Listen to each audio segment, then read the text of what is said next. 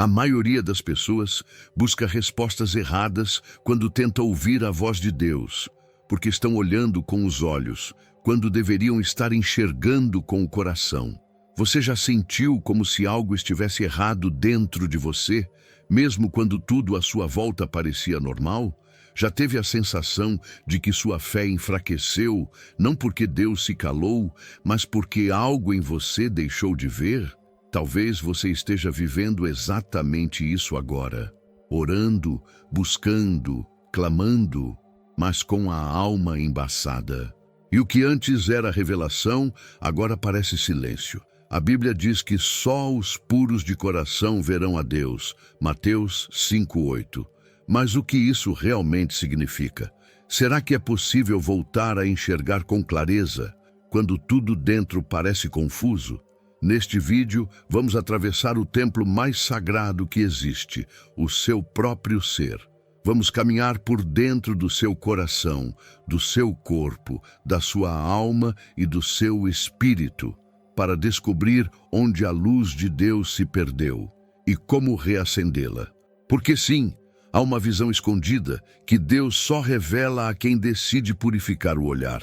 E talvez, se você permanecer até o fim, descubra que essa luz ainda está aí dentro.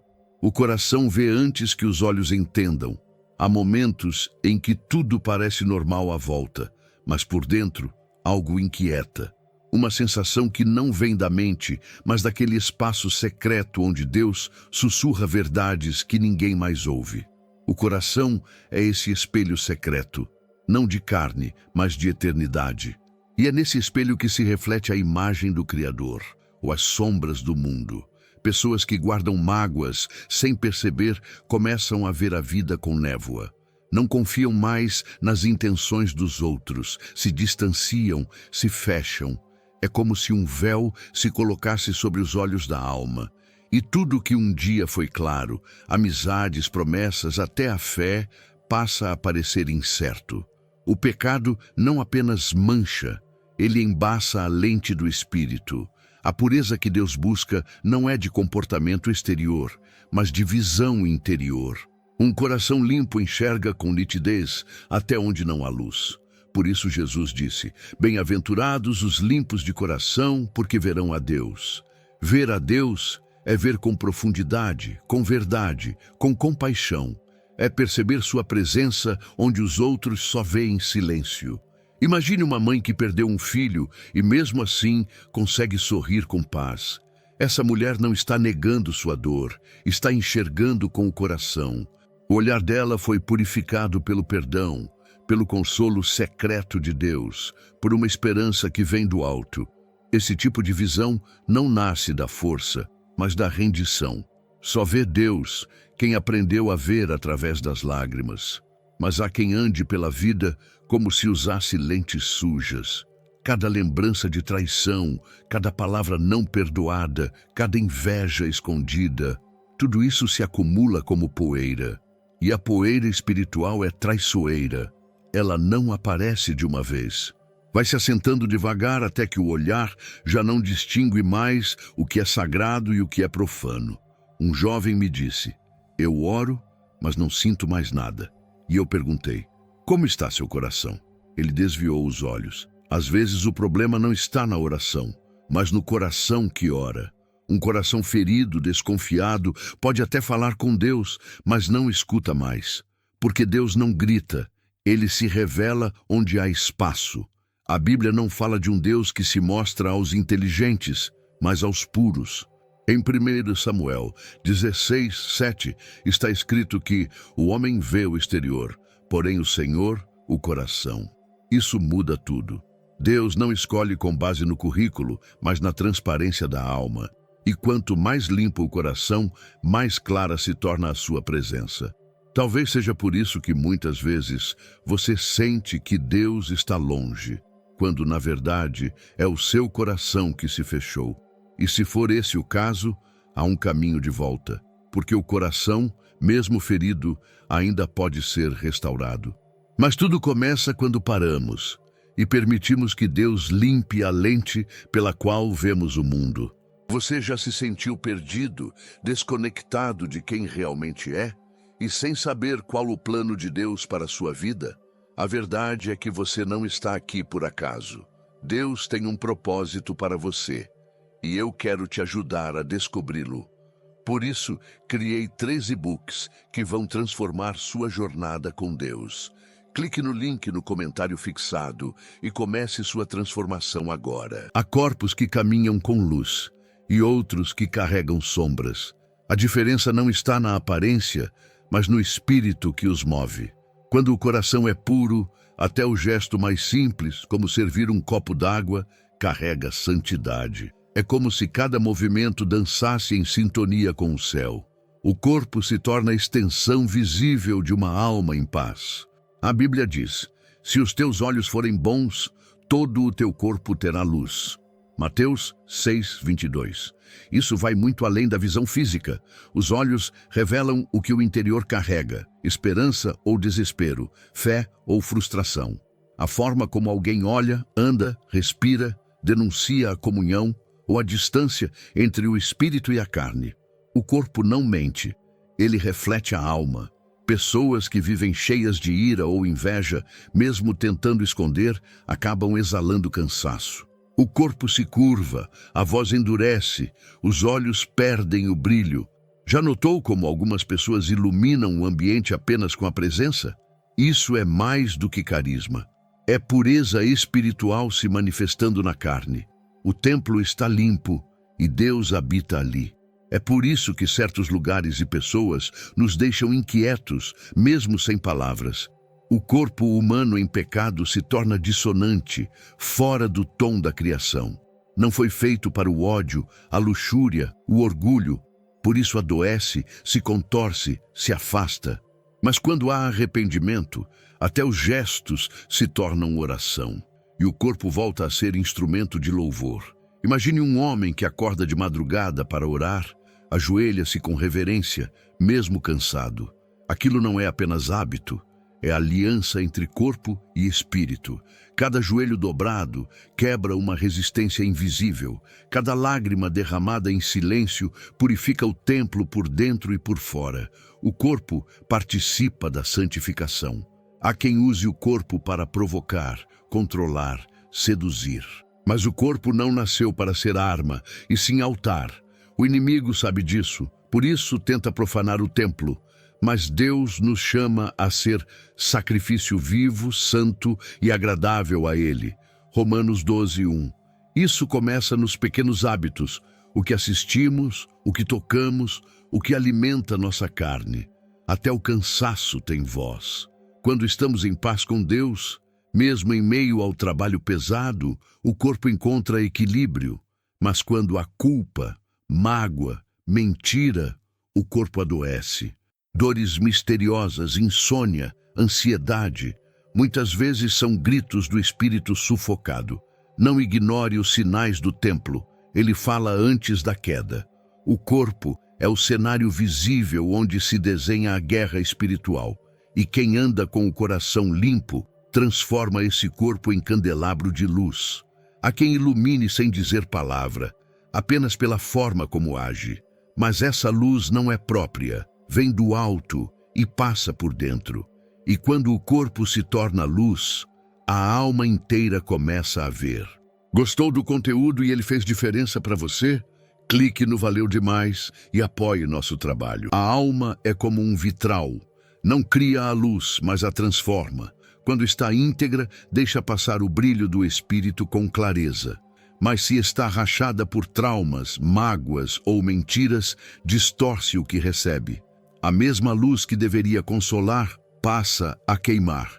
Por isso muitos fogem da presença de Deus, não porque Ele condena, mas porque a alma ainda sangra. Quem pode subir ao monte do Senhor? Pergunta o Salmo. Aquele que tem mãos limpas e coração puro. Ir Salmo 24, 3-4. Essa pureza não é ausência de erro, mas reconciliação com a própria verdade interior. A alma limpa é aquela que já chorou, já caiu, mas decidiu não viver mais em negação. Ela não finge santidade, ela busca luz. Quantas pessoas você conhece que se dizem fortes, mas vivem emocionalmente exaustas? Isso é sinal de uma alma sobrecarregada, tentando funcionar no escuro. A alma ferida nos faz desconfiar de todos, inclusive de Deus. O amor entra, mas ela o distorce em medo. A palavra entra, mas ela a transforma em cobrança. Nada é claro onde a alma está opaca. Uma mãe que foi traída pelo marido, por exemplo, pode acabar afastando o próprio filho com medo de ser abandonada outra vez. A alma não entende tempo. Ela revive feridas antigas como se fossem atuais. E onde há dor não curada, a revelação de Deus soa como ameaça, não como consolo. É preciso curar para poder ver. Mas a cura da alma não acontece por negação, e sim por exposição à presença. Assim como uma ferida precisa de ar para cicatrizar, a alma precisa de verdade. Isso começa quando paramos de justificar o que nos quebrou e começamos a pedir que Deus nos restaure. A alma curada volta a reconhecer a voz do Pai sem medo. Ela volta a confiar. A Bíblia está repleta de homens que erraram, mas que foram transformados porque se permitiram quebrar. Davi, por exemplo, pecou profundamente. Mas ao dizer, cria em mim um coração puro, ó Deus, e renova dentro de mim um espírito inabalável. Salmo 51:10. Ele se colocou num lugar de reconstrução, e Deus o ouviu. A alma que volta para Deus começa a enxergar com nitidez tudo que antes parecia confuso. Os relacionamentos ganham novos contornos. O passado deixa de ser prisão. O futuro deixa de gerar pânico. A luz do Espírito, antes distorcida, agora brilha inteira. E com ela vem discernimento, não para julgar os outros, mas para reconhecer a voz divina. E é nesse lugar de cura que a alma se torna ponte, entre o céu e a terra, entre o espírito e a carne, entre o passado e o presente. Quando a alma está alinhada, todo o ser respira fé. Mas para isso é preciso algo mais profundo, algo que só acontece quando o espírito se rende por inteiro. Há uma parte em você que não envelhece, não sangra, não morre. É o espírito, a lâmpada interior onde Deus acende suas revelações. Mas essa chama só se mantém acesa onde há óleo de rendição. Muitos vivem religiosamente ativos, mas espiritualmente apagados, porque o espírito não responde a rituais, mas a quebrantamento. O espírito do homem é a lâmpada do Senhor. Provérbios 20:27. É ali que Deus procura espaço para se revelar, mas não entra onde há orgulho, nem fala onde há pressa. O Espírito Santo se move como brisa, não como tempestade. Ele não se impõe, ele convida, e só permanece onde encontra reverência. O espírito humano é o lugar onde o céu toca a terra. É onde você sente a presença de Deus antes de qualquer palavra. É por isso que em vigílias profundas ou momentos de adoração silenciosa, muitos caem em lágrimas sem entender por quê. É o Espírito se rendendo e o rosto de Deus se mostrando, invisível, mas inconfundível.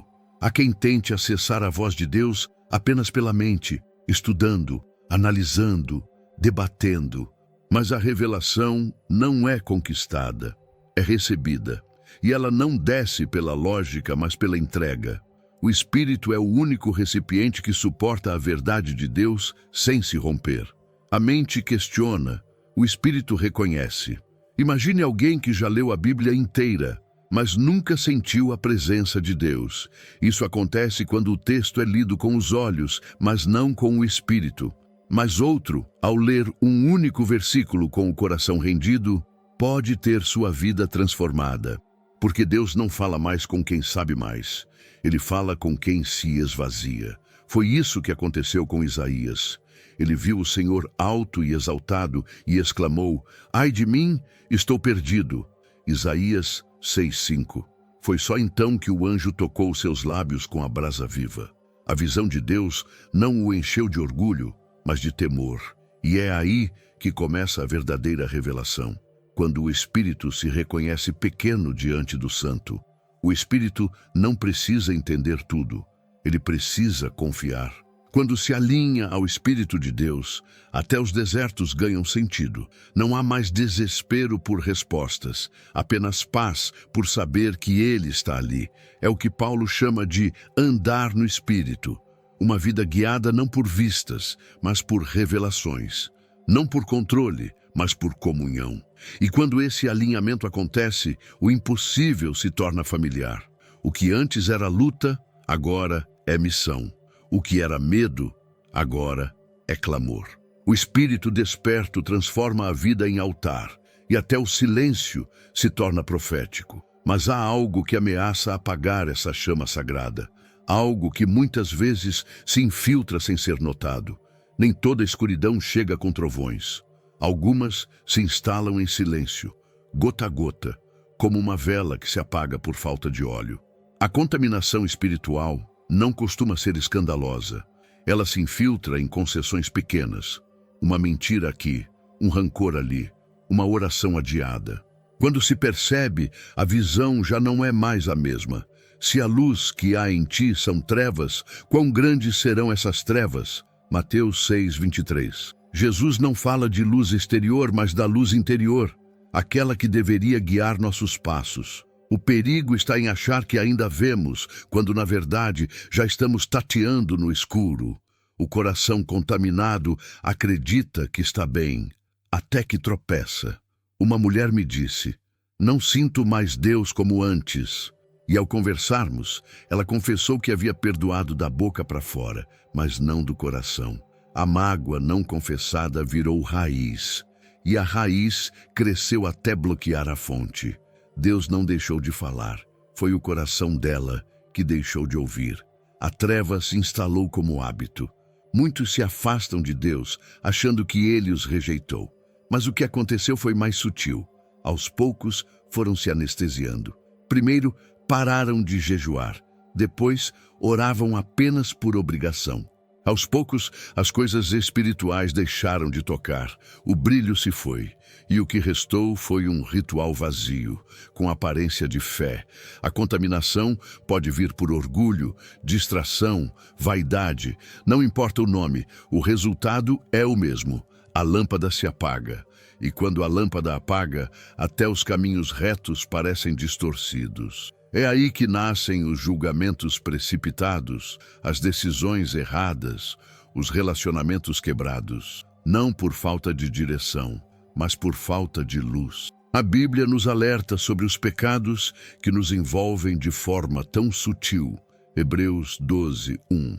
O perigo não está no pecado escandaloso, mas na omissão disfarçada de normalidade. É o marido que guarda ressentimento da esposa, mas finge paz.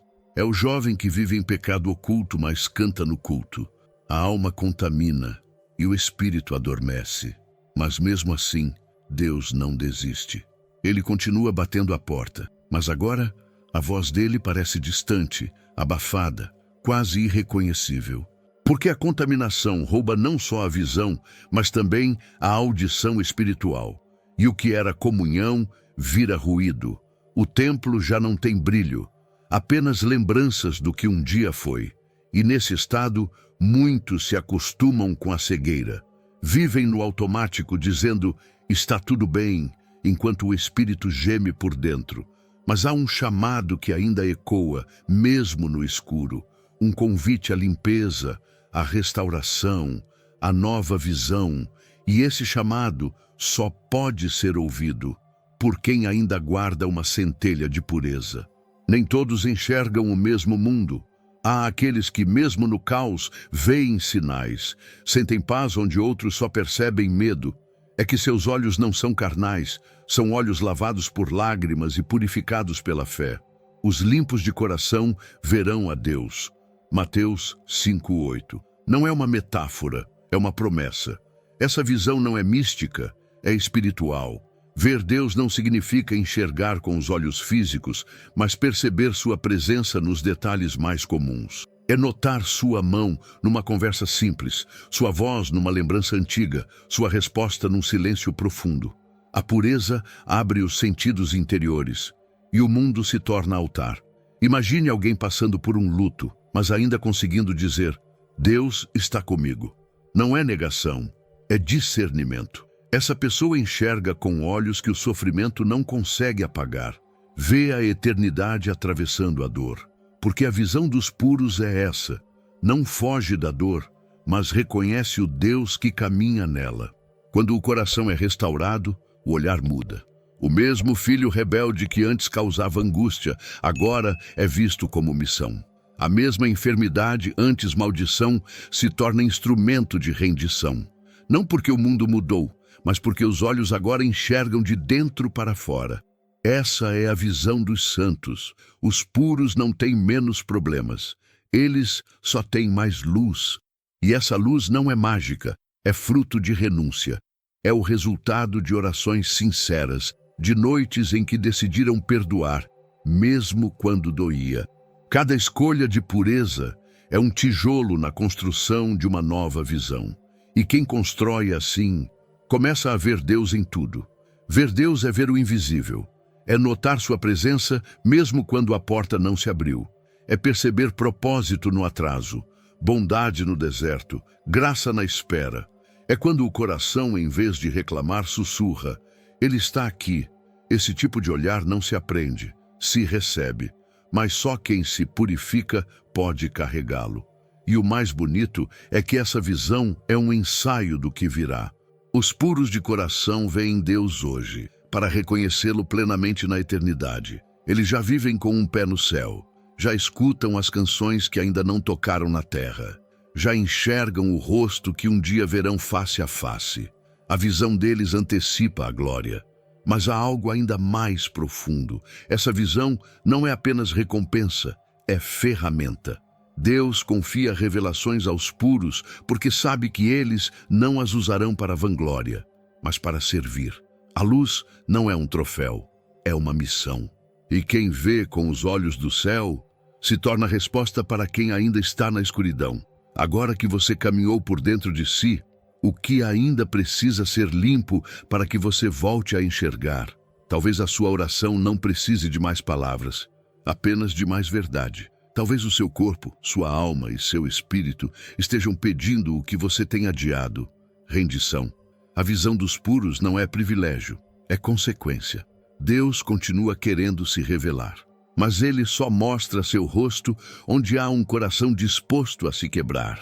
Então hoje, pergunte-se com sinceridade: o que está escurecendo o templo onde Deus deseja habitar? Você ainda enxerga com a luz do Espírito ou já se acostumou com a sombra?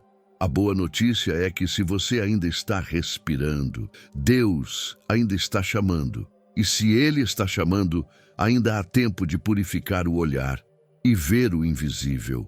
Volte, recomece. Porque só os que têm o coração limpo conseguem ver o caminho de volta para casa.